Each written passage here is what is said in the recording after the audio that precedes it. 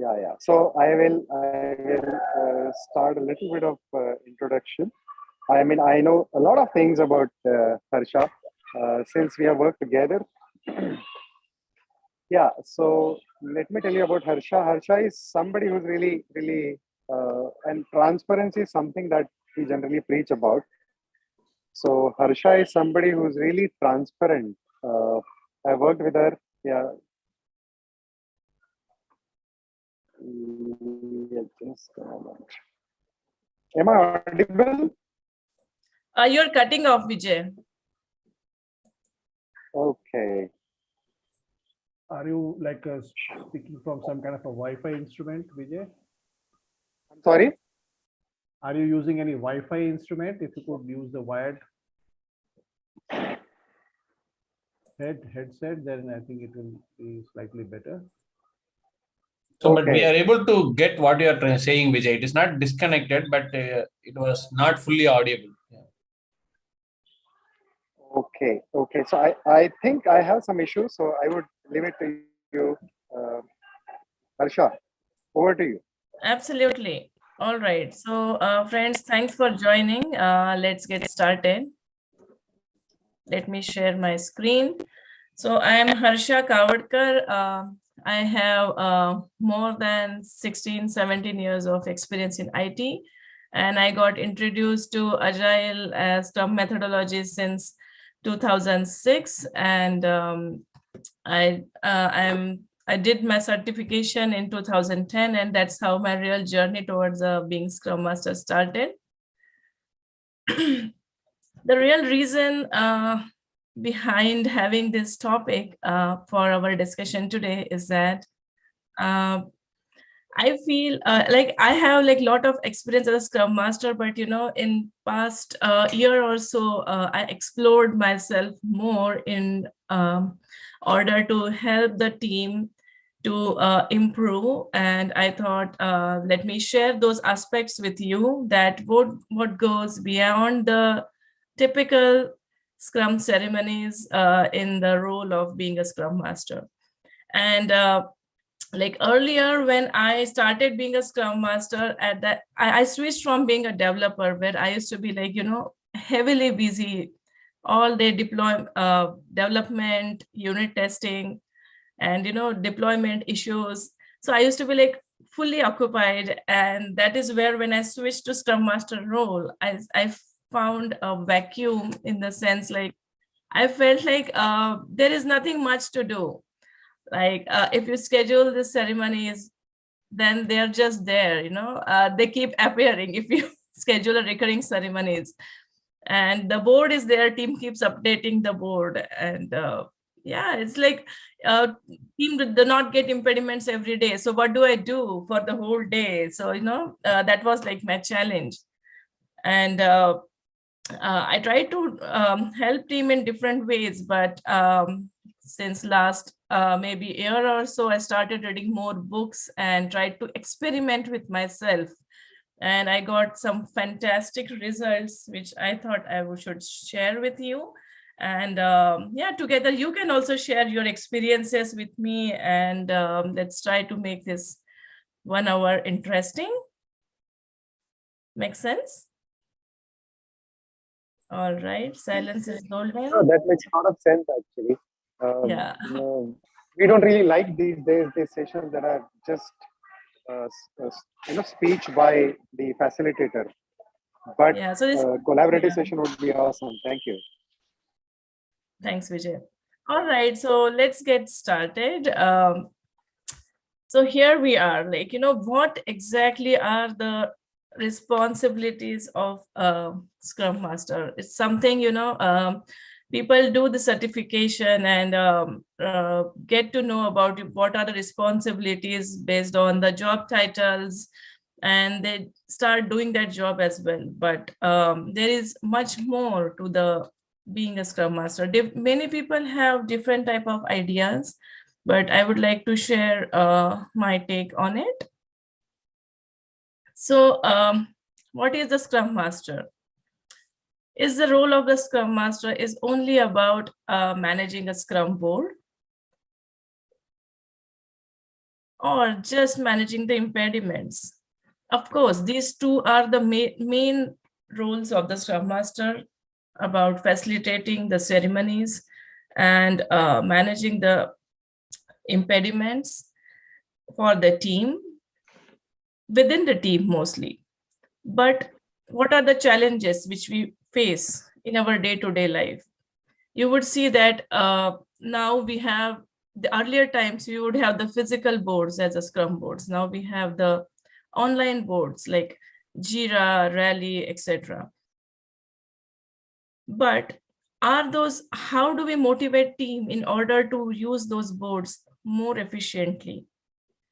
Even though the role of Scrum Master involves resolving the impediments, but how do we make sure that team is raising those impediments and team is approaching Scrum Master when they get the impediment? These are some subtle skills which needs to master, in the sense the team should feel comfortable coming to the Scrum Master when they have impediment, if they see certain patterns on the Scrum board. But these two are the basic skills. What goes beyond that? The most important thing, I believe, is the experimentation. We read and see a lot of videos, lot of things that we should encourage team to do experiments, but team will not experiment anything unless they feel safe to do that. Not only being safe, we need to walk the talk, in the sense, if we want the team to do experiments, it is us who should be ready to do the experiment first. And by doing experiment doesn't mean that, though the experiments have to be perfect. If we wait for the experiments to be perfect, then team would just keep on waiting, when their perfect experiments come up. So we should be ready to experiment. If required, quickly fail and come back. Advising. Apart from our basic duties, whenever we see any patterns, or whenever we see that the team is getting stuck somewhere, or they need some advice, so we need to be able to provide that advice. And that advice should be by asking the right questions. From one of my coaches or mentors, I got the suggestion that we should be advising the team, or even when I joined the team, the product owner said that the previous Scrum Master would advise the team. But haven't you experienced this, that, the free advices are always ignored? And we need to be using the proper terminologies, proper examples while advising. So here, as we will go forward, I will share a few techniques which help me in giving advices as well. Mentoring and coaching. However, the team is expert in agile principles or agile mindset, it still needs a coaching. I will give you an example. If there is a team, a school soccer team, for example, or school football team, they need a coach, right? We think that the school kids are learning how to play soccer or a football, but so they need a coach, right?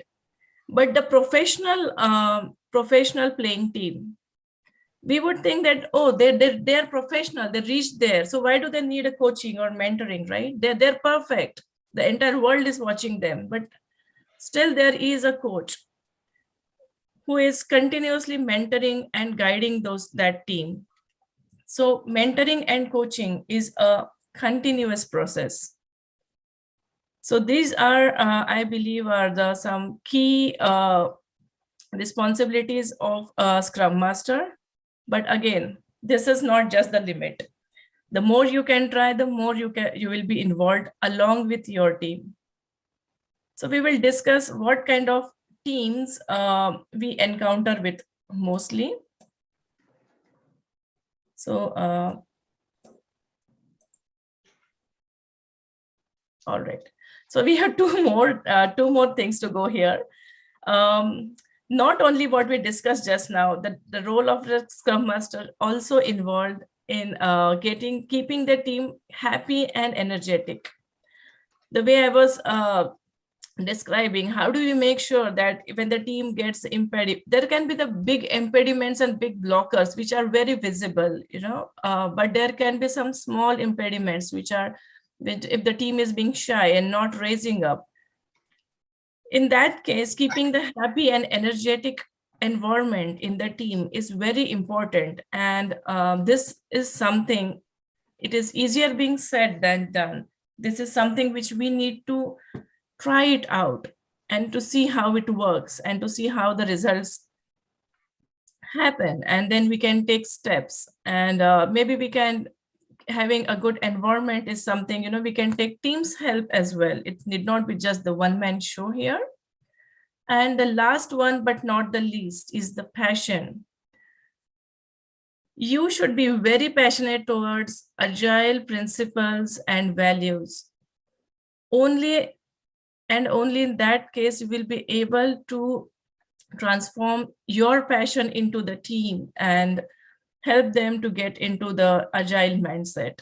And having a good heart is extremely important here, because when everything goes wrong, at least the Scrum Master should be the person where team feels very safe and being an approachable person to contact to. All right. So there are two types of teams we encounter when we join as a Scrum Master. There could be a role of a Scrum Master in a very new brand team, and we can join the in-flight team. So we will see how to join as a Scrum Master in in-flight team later, and we can start with role of a Scrum Master in a new Scrum team. Again, I will not talk about entire onboarding and all of that. I believe we already know that. So one thing to keep in mind in the new Scrum team is that certainly we can have different teams based on different companies. We can have many practices. We have, Agile CO and Agile Center of Excellence will certainly share all those things with us as well as with the team. What is most important is values and principles. Does your team understand that? Again, if they are coming from if they are getting transformed from non-agile background, it is your duty to conduct a coaching session and make them understand agile values and principles, not only how to operate, use Jira or all the tools.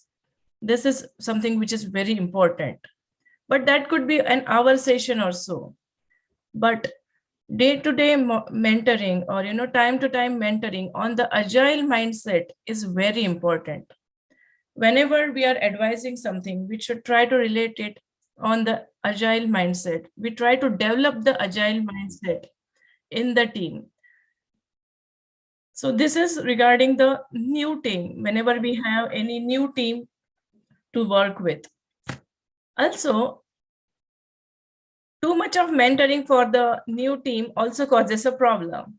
And here is a term that, don't be a Scrum mom. What it means is that this is a classic anti-pattern in the sense, like, too much of coaching, like I mentioned earlier, like, too much of advising also gets ignored.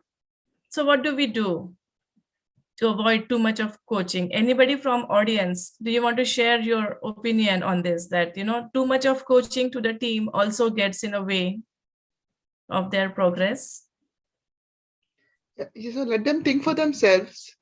Once they know the pattern and they know what agile is, so let them come up with their own solution. It's always self-organizing, supposed to be cross-functional, not co-located in so much now, but that's the main principle, right?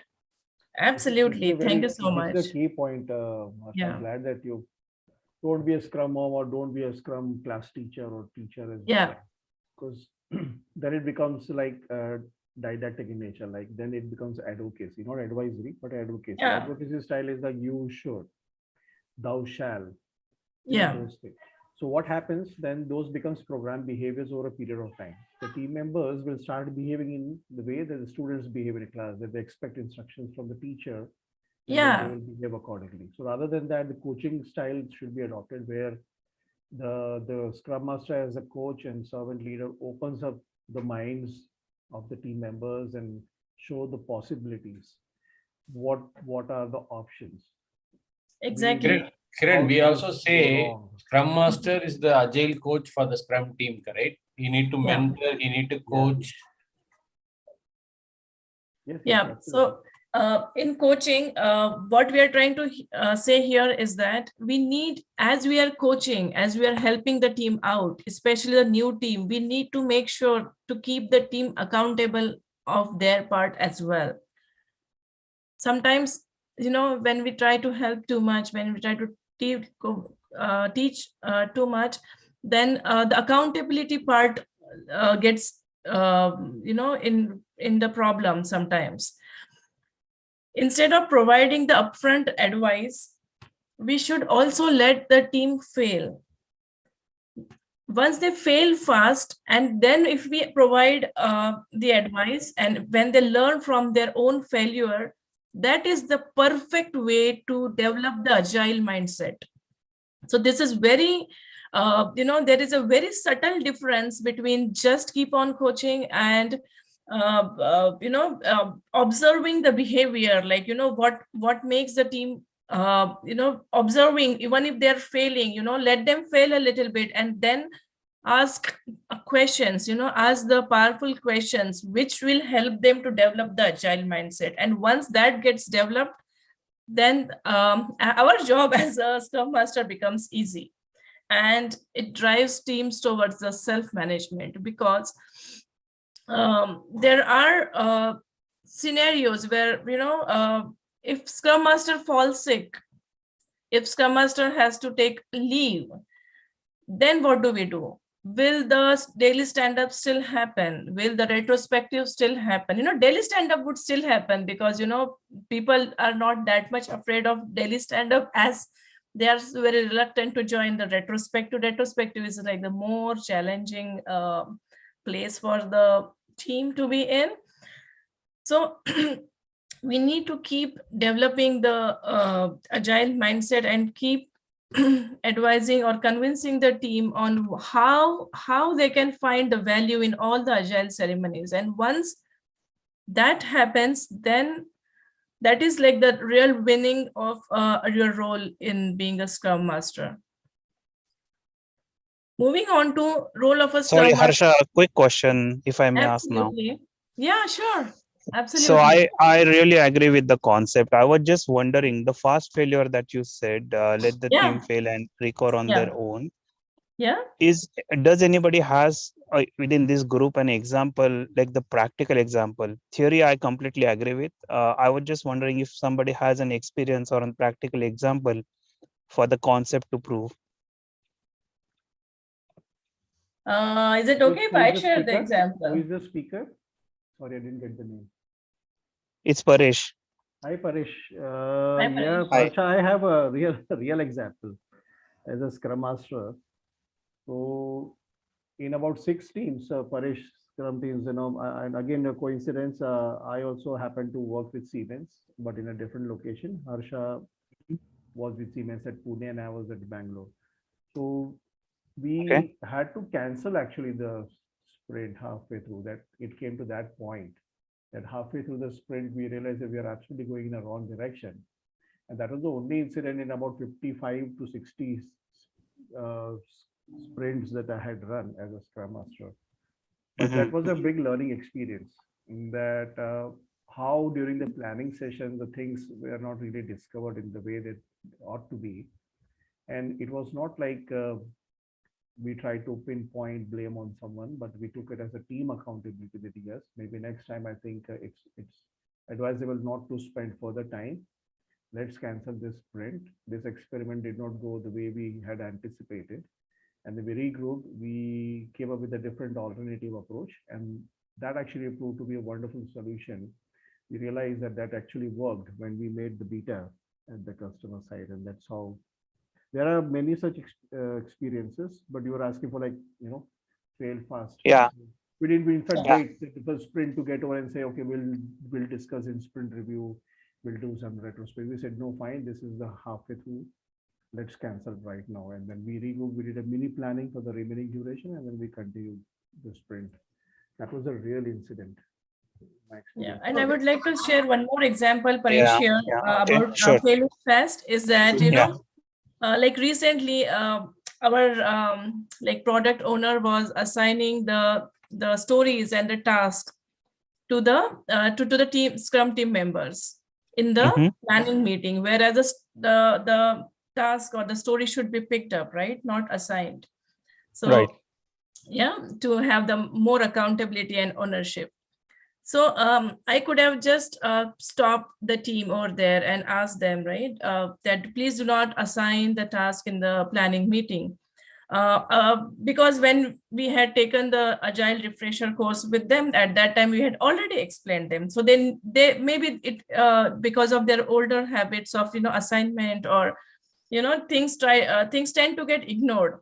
So what happened is that it so happened that some of the team members got busy in production issues, and the remaining team members were happy that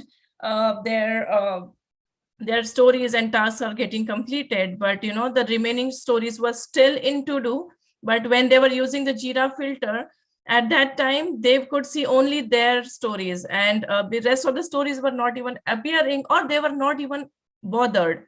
At that time, then in retrospective, we discussed that this is how this is what happens when you assign tasks during the planning meeting, that the learning over here is that let us keep the task unassigned. Let there be the pool of the tasks which are untouched, so that whoever finishes their task first can pick up the next task, and etc. So basically, we should, if we try to tell too much, then people try to think that we're dictating the rules, and they try to talk about, this is how it happens in Agile. We do not know how it happens in Agile. This is what I hear most of the time. So what I do is that I try to wait and not wait too much. I said that let the team fail fast, right? Just to observe little bit of pattern, and then be correcting them. It really helps. That is what is like my observation. Paresh, have you had any kind of observation? Maybe at the end we can discuss that at 10 o'clock. Maybe if you can. Harsha, whatever example you have Sure. given, but daily scrums are happening, correct? In that way, we will be checking all the stories, whether it is assigned to somebody or not, but even it may be assigned, but the whole list will be there to discuss, correct? Again, if of course it is available, but we are talking about the Agile principles, how we can change the Agile mindset of, thinking as a team. How not to assign the task, how do we have the pulling of work, how can we get the team into that mindset is the main goal. Okay. There are many ways to do that, but when your team is fresh, right? We are talking about the scenario when the team is fresh and they are not very seasoned Scrum team. This is the topic over there. We will be addressing such kind of issues that you mentioned in my next slide, where we are talking about a role of a Scrum Master in an in-flight team. Imagine you join a Scrum team which is already in Agile since 6 months or a year, and you join as a new Scrum Master. All right, so this is a very interesting scenario, because this team has been through all the all the stages of team forming, like forming, storming, norming, etc. And they think that they are performing and they do not need any more coaching or any more guidance All right, so what do you do when you join such team? Observe the team in the beginning. This is the best advice which has been given to me when I had joined the in-flight team. And it was very awkward for me that, just to keep observing the behaviors was something as like, oh, I see something. Shall I just go and ask them to change? But as I said, that, you should not, we should not be just immediately start coaching that team, because you are the outsider for that team, and that team already has a team spirit and they have their own dynamics. So we need to respect that team's understanding of agile processes, because certainly if they have been following something for so long, and if it is working for it, they will certainly not take on any changes. As we say that we are agile team, we are open for change, but somewhere, we have a tendency to be in the inertia of not to change our way of working. We like to, we like to have the minimum changes as well. That is like a common human behavior, I would say. So pay attention to what is happening around you. Pay attention in all the ceremonies. Meanwhile, try to understand the product as well. Not from the business point of view, but overall, not too much in the detail. That's not the role of a Scrum Master, but little bit about what kind of a project is it? Is it like very heavy on UI? Is it very heavy on backend, where people are facing mostly the problems? And list out the processes which are working on them as your homework, or as your side notes, and which are not working for them. And as the time goes, you can ask the questions like why, and play your new card. Like, I'm new, please help me out here. Playing a new card really helps out here. And asking the powerful questions or the right questions also helps. And meanwhile, we can prepare the statistic, prepare the data from the different feedbacks. Different feedbacks are like, the defect rate is our feedback. The feedback which we get from customers and stakeholders during the demo, that is also feedback. So prepare some kind of a statistics. And based on that, based on this cumulative observation, then slowly you can, start advising the team. So this is something is very important to remember when you are joining the in-flight team, when they are doing everything right. At that time, we still have retrospectives, right? Even the team is very old in agile principles, we still have retrospective to see where exactly, we can do that slight improvement, that slight experiment. Experiment is something which can be, which is very much encouraged in the team which has gone a bit complacent about the processes. And again, team might have some complaints. So, never ignore those complaints, because there's always an element of truth in every complaint. And try to encourage people to talk more. So these are like a few differences when you try to join the in-flight team and when you try to join the new team. Apart from that, there is a small exercise of, which can be done with the in-flight team, is that the build your own Scrum Master, which mentions that we can have the many rounds, 3 rounds of of this game, where in the first round, we can ask team members like, what properties does your perfect Scrum Master display? So they will list down, what they want the Scrum Master as. Second, what does the perfect Scrum Master have to know about you as a team member so that he and she can work with you very well? For example, some team members not like very early meetings. Some team members not like continuous meeting. Some people, they are like shared between the projects. So they would like to know, they would like the Scrum Master to know all these things about them. Or then can be personal reason, what kind of pet they like, how much they need to travel, all kind of a personal things if they want to share with a Scrum Master. How can a team support a Scrum Master to do a brilliant job?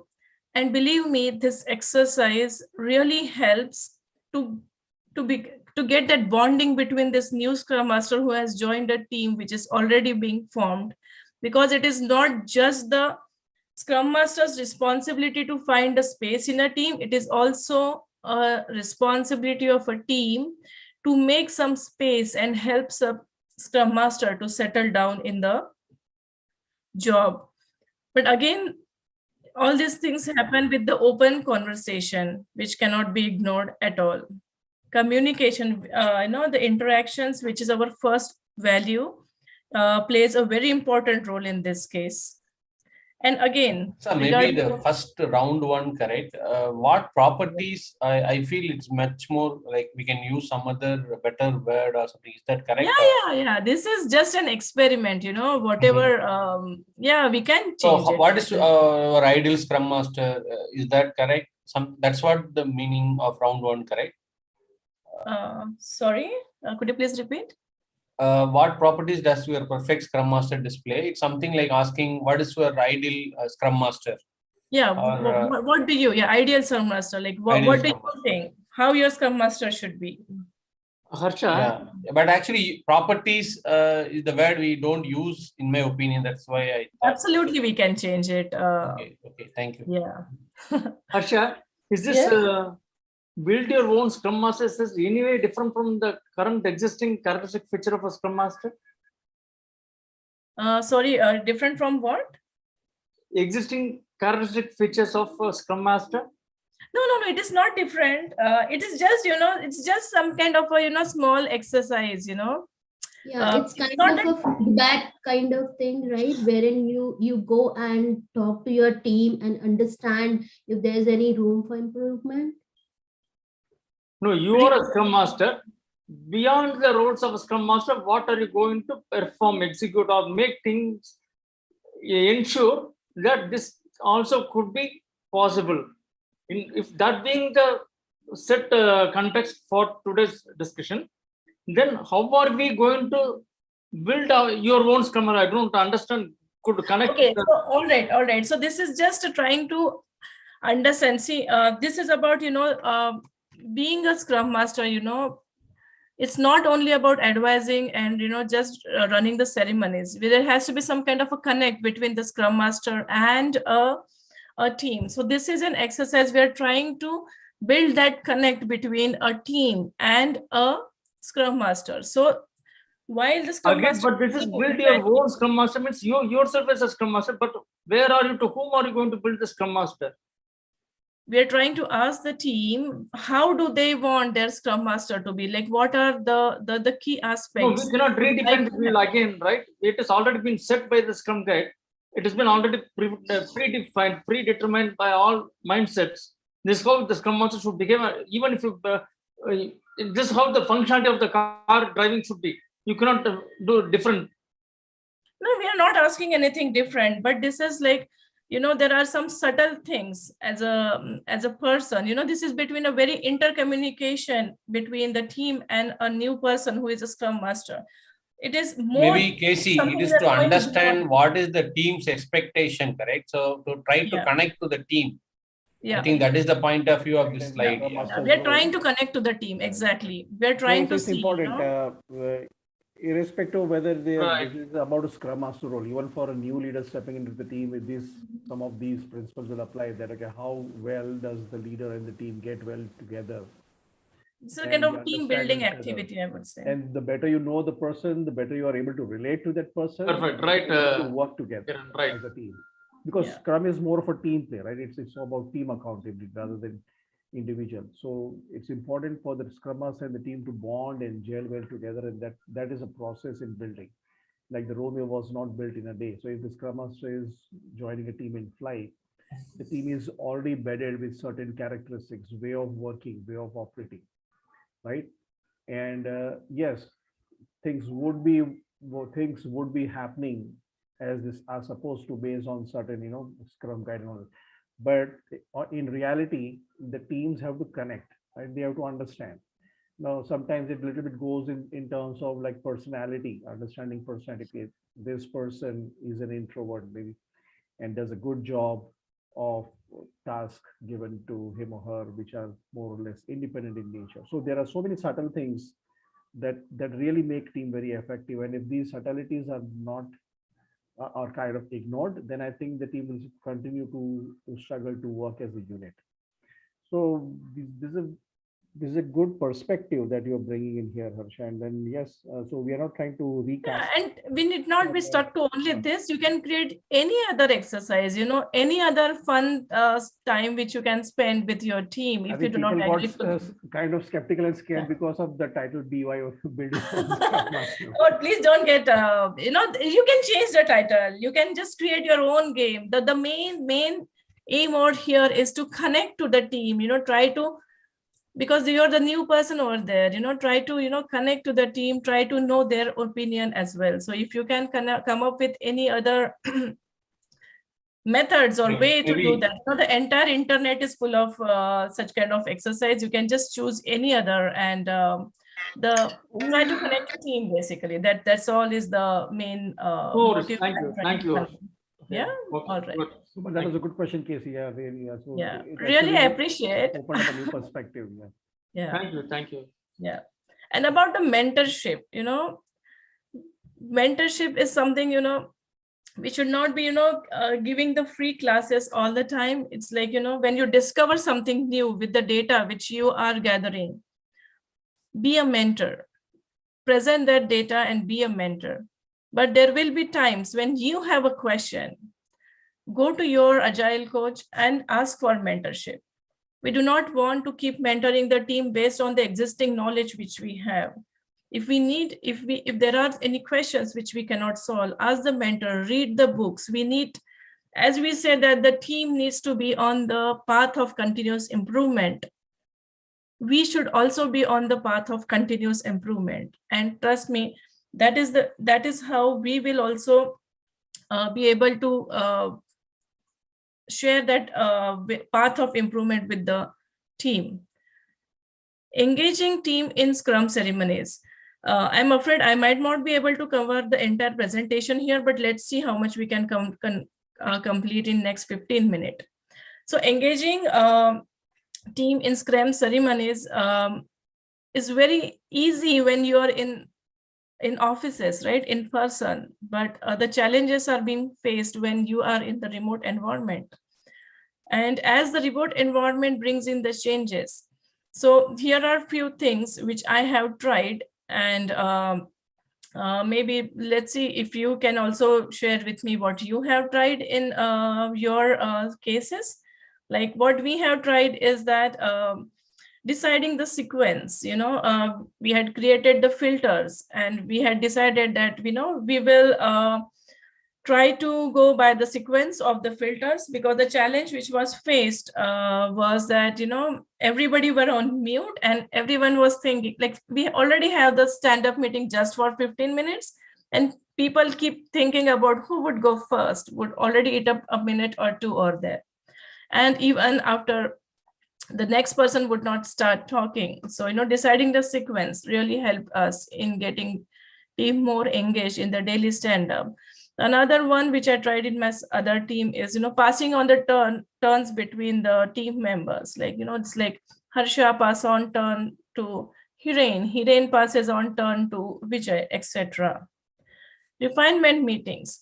Even when we are trying to engage team in the remote setup in refinement meeting, when product owner would share, present the stories in refinement meetings, the team was very reluctant to ask questions. And so we try to see, like, that product owner just going from one story to another story and not many questions are coming up, and team is mostly mute at that time. So we tried to, this is what we tried, that we encourage product owner to share the list of stories beforehand. And I had asked team that if they can go through the stories and keep their questions ready. this is just one way to engage the team in the refinement session. But there was some team where when they said that, we are so new to the team that we do not even get any question. At that time, we can encourage them to just confirm their understanding, what they have understood from those stories. So different ways of, trying to engage the team more in Scrum ceremonies is something very important.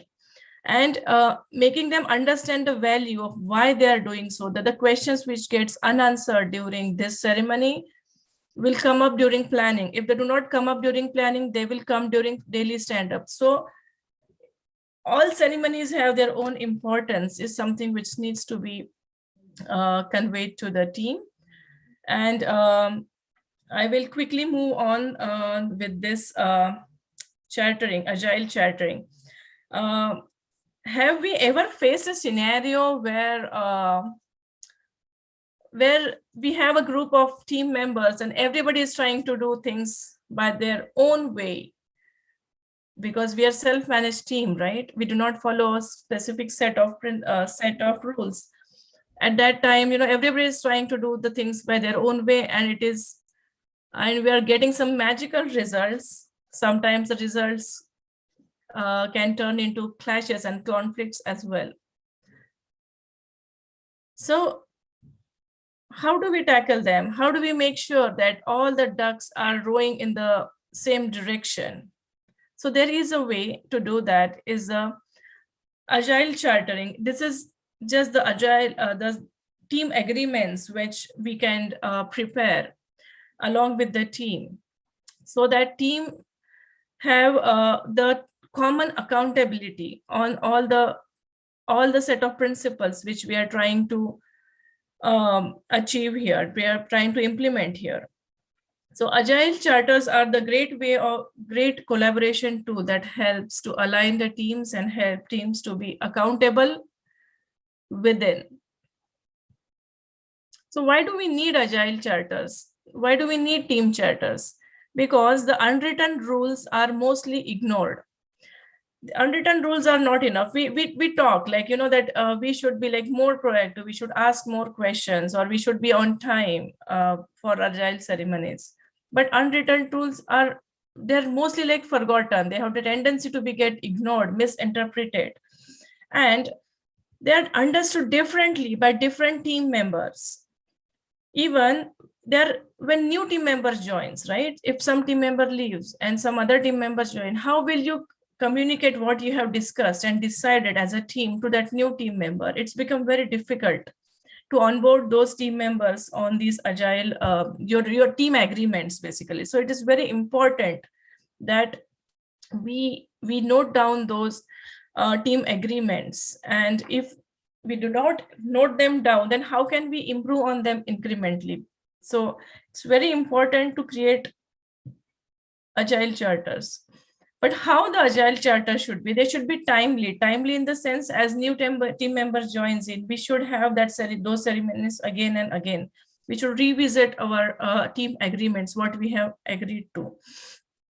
It should be succinct. It should be like short, brief, so that, it's like, even if somebody takes a glance at it for 30 seconds or a minute, that document should be over. It should be team created. There should not be anything which project manager or the delivery manager or even the Scrum Master is writing into it. It should be team created. And again, it will not be perfect for the first time, because team might not be like sure of what needs to be go, but they can start with something, and as we have our retrospective, as we inspect and adapt to our own dynamics, we can keep on adding things into it. And it should be actionable. It should not be something which cannot be actioned by that team. So it should be like short, team created, and actionable, and dynamic. If we feel that, if these agreements are not working for us, we can change it. And even it should be realistic. This goes with the being actionable. If they are realistic only, then they will be like actionable and realistic. In the in-person scenario, we could keep the team agreements in a very prominent location, as if, your scrum room or something where we have your daily stand-up. But here we can have it on a Confluence or anywhere where team can find it. The links are being shared and team can find it very easily and agreed upon. So when team is not coming to the stand-up on the right time, if we are, or maybe we are not asking many questions, or anything it can be, we can always revisit our agreed upon team agreements and trying to see whether either you try to get aligned to it, or we can try to see if it needs any changes. And we can have a ceremony, we can have a team meeting and a brainstorming session. We can set the ground rules. And I will just go quickly to the next slide. So this is how, this can be handwritten in the in-person scenario, and could be in the Confluence site. And we can have, what values or culture we would like to have in our team. What are our goals? What makes us great? What things to avoid? Like, we would not like to have any meetings during the lunch hours, etc. So basically, slowly, by your guidance and by team's own creativity, we can start creating the team charters and use them. Basically, this is how, we will make the team more accountable and more self-managed, basically. And we will not be able to perform the quiz, okay, because I believe we do not have enough time.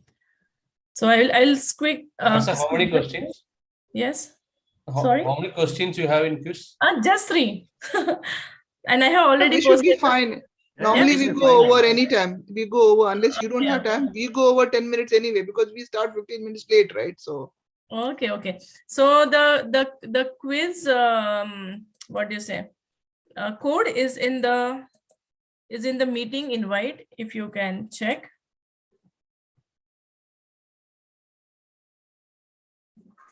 Which meeting invite, Harsha? Not in the meeting invite. I'm sorry. In the chat window. Okay. Yeah, it should be my first message. No, we can't able to see. Put it back. Yeah. It might let me. Yeah. No problem at all. I will repost it. Okay, there we go. So please log on to slido.com. So this is just a fun quiz. Just so that, I hope that you haven't got bored out of my lecture. Just a kind of a breather in between.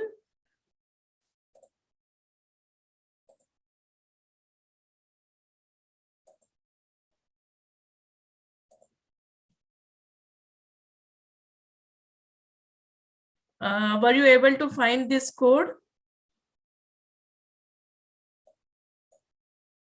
in the slido.com? Just one sec. Yes, we can join. Yes. All right, thank you. All right, so I'll start the quiz.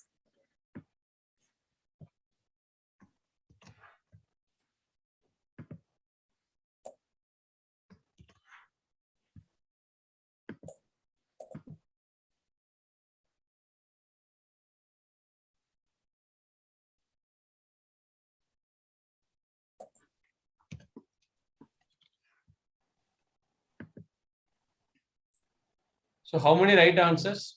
We don't know. You will know. Let's wait and you will know.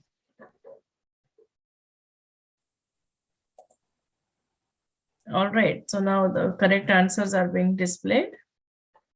So second and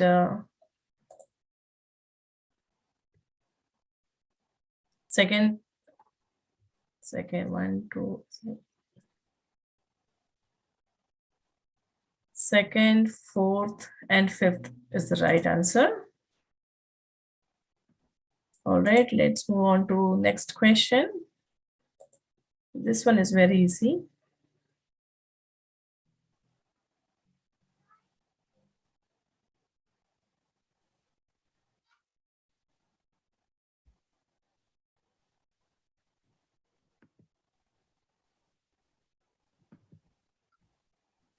This question is very debatable most of the time. What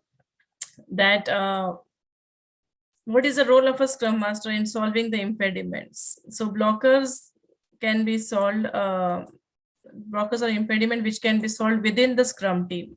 And when the blockers or the impediments go beyond the scope of Scrum team, it is mostly the responsibility of the project manager or the delivery manager, or the teams which are like higher up to take those impediments up and try to solve them. But if you look at the other way, Harsha, like within the team, if they can able to solve, that will be done by the team. And if it is outside, there's a dependency interfacing with other layers or other teams, then Scrum Master. Yeah, that's what I started my conversation with. This is a bit debatable. SOS, Scrum of that way. That's the escalation channel goes.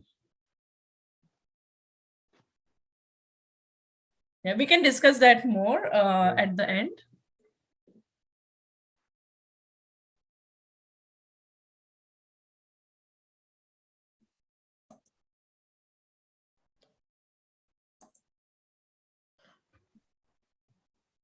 All right, here is our leaderboard and the quiz is finished. Thank you everyone for taking out time for this quiz. And certainly we can start having some discussion on it at the end of our session. And let me switch on back to our last part of our presentation.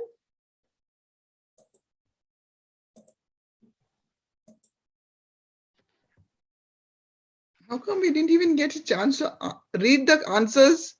And it didn't even like it was. Oh, I read the options, right? What is the option? Some of the words. So I couldn't answer any of those questions because it was the time was too less. Time was too less, Margaret. Because when you have multiple, at least you should read all the options, right?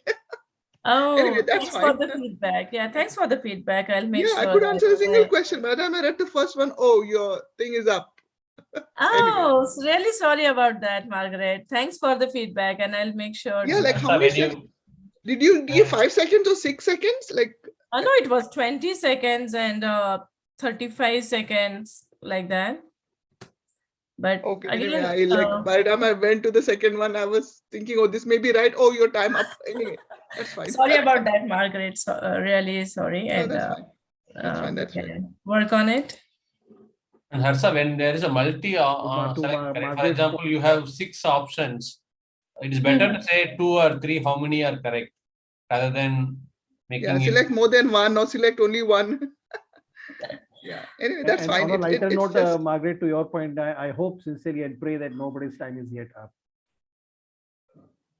Sorry, I didn't get that. Sorry, Hiren? No, on her remarks, the quiz told you your time's up, right? And to that, I'm saying that I hope that nobody's time is up yet. I mean, we still have plenty of time to go. All right. So regarding the continuous improvement, like how do we work on this aspect? Like I will share my aspect. How do I work on this aspect? That when I started working with teams, the teams would not feel comfortable to speak up or encourage the stakeholders to the team was not speaking up, and mostly the stakeholders, mostly the leaders would speak up and give their opinions, and or maybe some team members were speaking up too much, and then some team members would not give their opinion. At that time, it's very important to try to make sure that we are giving equal opportunity to all the participants. We can also ask the team members who is giving a lot of opinion, to hold back their thought for a moment and ask the quiet team member to speak up. Even even when there are times when team members do not speak up in the retrospectives, and do not look for any improvement points, because they feel that however they try to give their opinion, the things do not change. So coming up with action items and adding them in the team agreements is very important. And again, as the list of team agreements should not be very long, the number of action items which we want to try or we want to change in the upcoming sprint should be very less, a 1 or 2. What we are trying to do here is trying to improve very slowly at a sustainable pace, so that team would feel encouraged and to be part of that experiment. They should be like willing to take that action. Again, with all this being said, still it's very difficult to, especially the remote environment, to get that energy level, to keep that energy levels high in retrospective. So this is what we have tried, or I have tried, is that, to ask the team members, all the team members, to have their cameras on. And like what we used to do is to, have some fun sessions, some icebreakers before starting the retrospective. If we have the retrospective ceremony for 1 hour, and here is our team who is like very quiet and not speaking up much, and the retrospectives are getting over within a 15 minute, then it certainly makes sense. And it's something worth trying on, to try to have an icebreaker session for 15-20 minutes in the beginning, where people can just talk, laugh about the some jokes and some activities where they feel excited. And with that energy, when they try to go in the retrospective, and when we ask them what we can improve, they already are in that inertia of being involved and being talking. And again, as if we can run them through like what actions we had discovered in the previous retrospective, and what actions the team has taken, and how it has resulted. If we can link all these things, it can certainly make more excitement in the team, and team can look forward towards those improvements. We're already past for 11 o'clock. I will not take much of your time. While doing all these things, the regular touch points with all the team members is no less than any of the ceremonies and any of the responsibilities.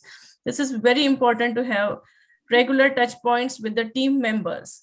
At the same time, it is very important to have the regular touch point with product owners here. Sorry, I can answer the questions at the end. I'm just 2 more slides left, and then we can have an open question forum here. Yeah, okay. Yeah.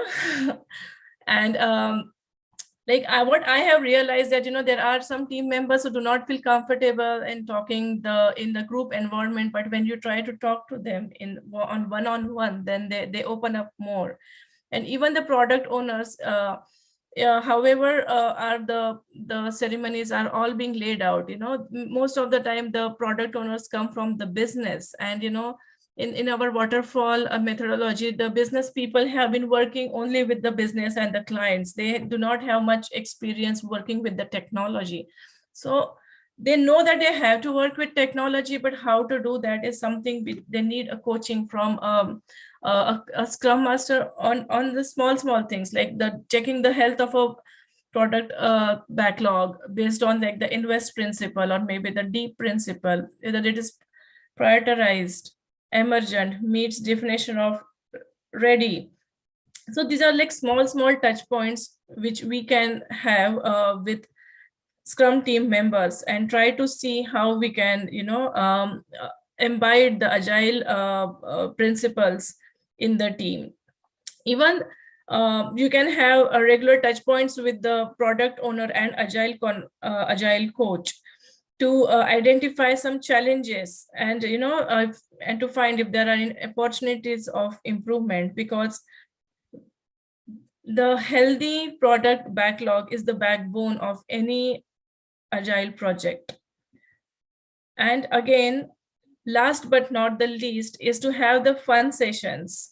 Whether it is your new team or it is your in-flight team, having the fun session always recharges the team spirit.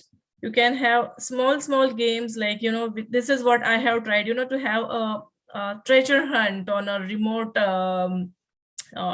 setup where, some person would just talk about something called as maybe do you have a water bottle, and then everybody has to go and find a water bottle and show, and whoever comes first wins, etc.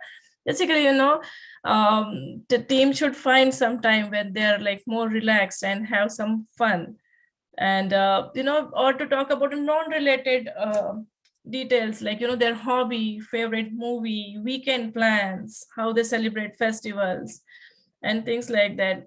So these small things, basically, we should try to bringing more life to our agile ceremonies, our sprints, basically, and in our people.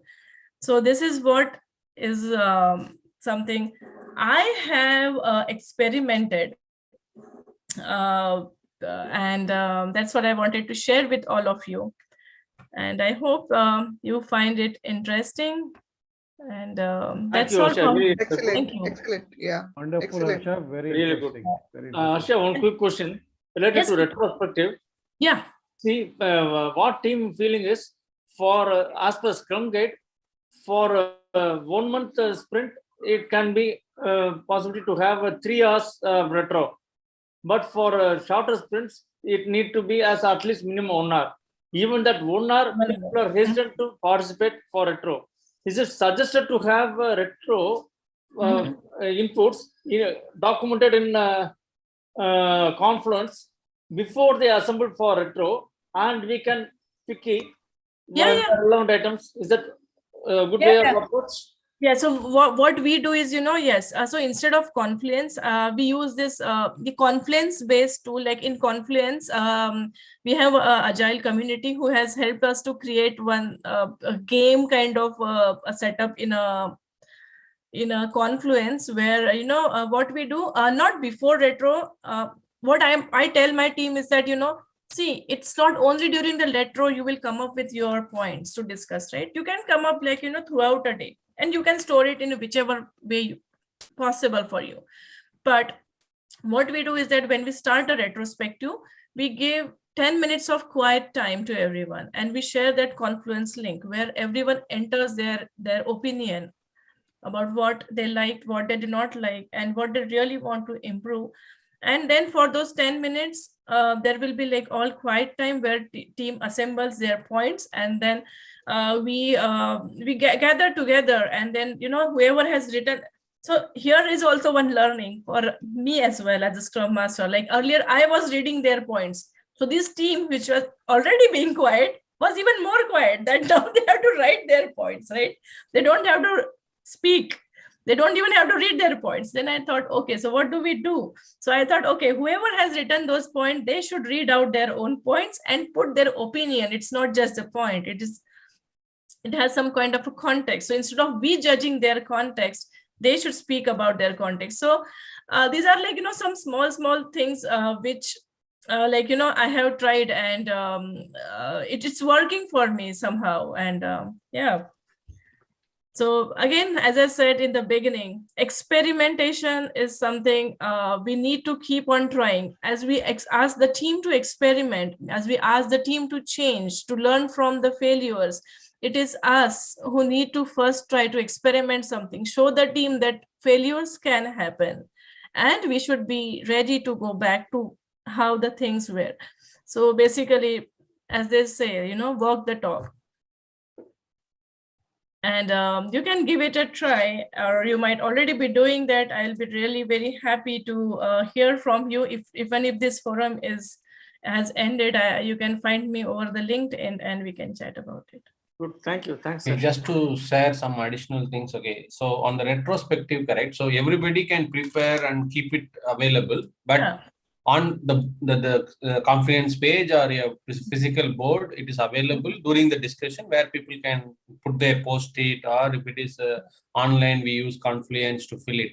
And what went well, correct? For example, you want to appreciate somebody, that can be put it in advance, but not the other part. So the other part needs to come in that discussion only, like where we can improve and things like that. So that's one way of addressing it. Yeah.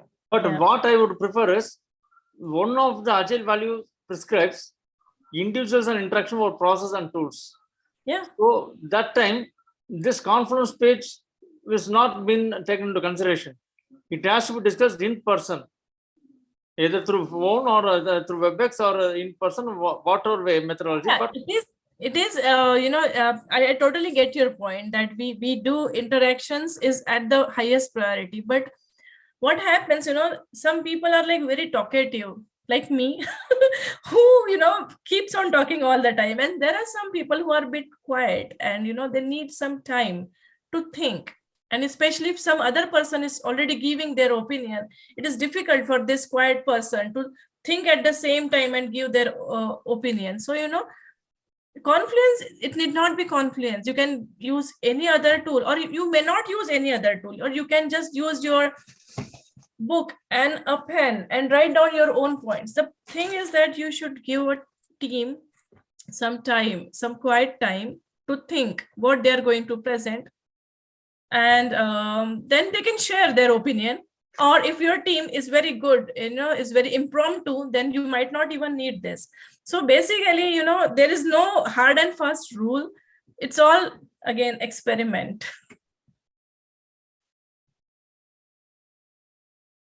I've just shared a link. If people are interested, they can go to that blog article. Harsha, I had shared with you earlier, right?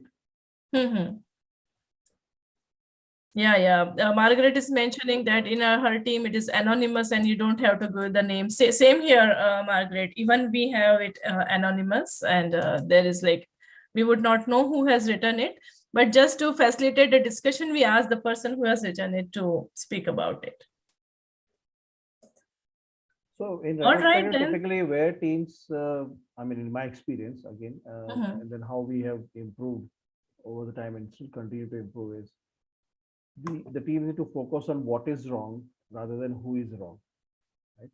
The mature teams, they are very mature in bringing out what is wrong, where did we go wrong, what things went wrong, and how those things can be corrected in the future. Sometimes in the toxic teams, the same thing manifests in form of who went wrong or who did wrong. Okay, we could not finish the story because the tester did not test in time, or the developer wrote a buggy code, something like that. Those are the dysfunctions of a non-performing team, right? Or the team which is not really very well connected. So you need very good facilitation in such kind of situation where you don't have to do any attribution to anyone, but then the teams focus on the systems and the processes and look for continuous improvement. Yeah. And even the one-on-one sessions which you do throughout the sprint, that also helps in bringing, encouraging team to speak more, to discuss more, to come up with action items, because though that is on those one-on-one sessions is the main mentoring which we do to the team, where they feel that it is safe to speak about it, that the Scrum Master is there for us if things go wrong, or if I say something, it will not be misunderstood. Yeah, I think psychological safety is very important. Then only the retrospective will be more effective. As you mentioned, icebreaker, correct? We don't jump into the retrospective. We talk about normal things like COVID, how it is, climate. So something, what is happening around that particular time? What is the latest news in this country? So then it goes for 5-10 minutes, and then we get into the retrospective. That also, we start with what went well first, where you appreciate other team member, you say what is the achievements, and then you go to the next part where what things can be done in a better way, kind of thing, optimization. And we also try to find out the action items, like at least 2 minimum. So what time frame by next sprint or next 2 sprints, 3 sprints, what is the time frame based on the nature of the issue? We try to address that also. And that will be tracked in every end of the sprint. You are absolutely right. So I think that your retrospective should give you some key takeaways. That's where the actionable items will come up, and once these items are actioned, then you can see tangible improvements happening. Otherwise, what will happen that you talk about it and then it gets forgotten because every new sprint will bring in new perspective, new issues, new experiences. So what happened 3 sprints before, it will be washed off from the memory. So it's better to have an action item, as you rightly said, Vijay, top 2, or if the team has capacity, top 3, something like that. Yeah. Yeah, wonderful session, Yeah. Harsha. All It's right. so Thank you. interactive and so engaging. This Thank is you, like a Hiren. common. Thanks, This is everyone. the thing which is in everyone's psyche, right? That we practitioners, the day in day out, you have been going through these